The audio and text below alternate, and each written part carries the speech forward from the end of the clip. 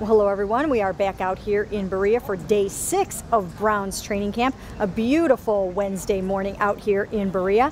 But the Browns have a few little nagging injuries heading into this scrimmage Friday in Columbus that have been a little bit disappointing. First of all, Terrell Pryor. He's been doing such a nice job out here, but today he was on the sidelines with a pulled hamstring, and he's doubtful for the scrimmage. I know all the people in Columbus are going to be very disappointed about that. Dwayne Bowe, also a hamstring.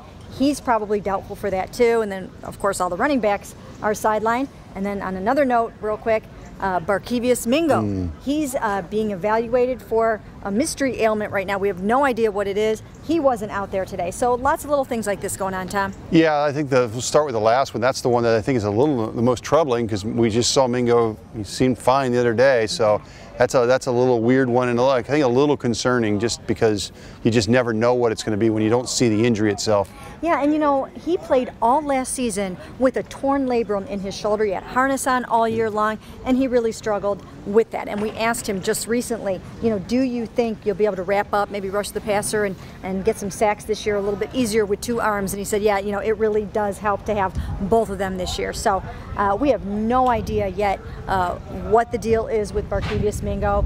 Obviously, here's hoping that it's nothing serious, and we'll update you on that as soon as we know more about it. But, you know, the running back thing is such a major concern, too, because, you know, I looked out there today, and, you know, you've got these 2 new guys that they recently signed, Jalen Parmalee and Timothy Flanders. Other than that, Crow is really getting a workout, as is Sean Drone. Yeah, and for when you look at, we've focused a lot on the injuries. Let's focus on opportunity. Sean Drones is a guy that they kind of like coming out of spring, so this is great for him. This is a chance for him to really show the coaching staff. You know, they're running some inside running drills, goal line stuff where there's actual physical contact. You can tell how a guy does.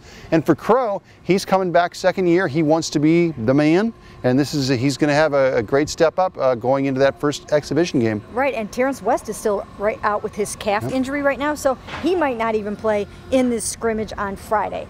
So you will definitely see a lot of Crow and a lot of Sean Drone, but I think Crow looks very explosive out here, don't you? Yeah, and you know, one of the things that he did so well last year, Mary Kay, was score touchdowns when they were in the red zone. I think 8 TDs, among the leaders in rookies for TDs scored, and the coach was talking about how he can shift his shoulders and keep them low around the goal line. That's a weapon.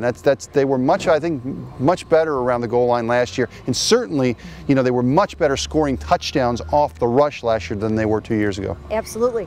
On another note, hey, you know what? The lights seem to be coming on for one Johnny Manziel, in my opinion. I see him going through his reads, going through his progressions. Some of it is methodical, so he's still thinking a lot. He's still learning the offense. But, you know, he had that really nice deep pass to Jennings in stride today, over the shoulder.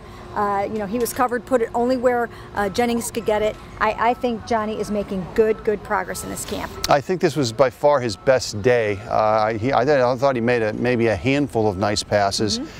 So yeah, I definitely think this was his best day, and you know, just try to stack those type of days and see where it can take you. And again, he's working with the second team, so you cannot compare what he's doing down for down with what Josh McCown is doing. But all in all, it's good for the Browns that their former #1 pick is coming around a little bit at quarterback.